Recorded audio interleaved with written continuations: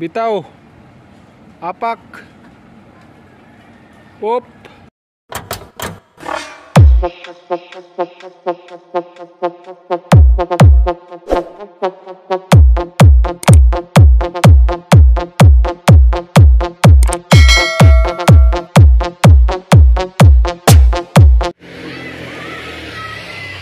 What's up mga idol, today's video i-share ko pala sa inyo na nagkakabit po tayo ng secondary brake light sa likod, kasi yung mga ganitong model wala pang mga brake light na secondary. Yan, naglagay natin.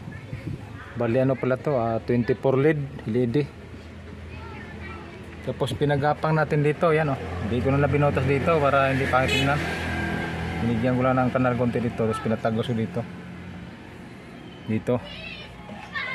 tagos yan hanggang dito. Yan sa brake light, dito natin siya nakalagay.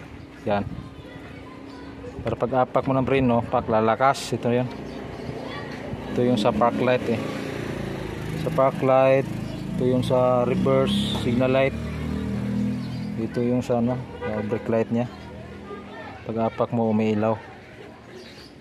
So ayan, siyempre titistingin natin mga idol para malaman natin kung umubra ba yung gamit natin.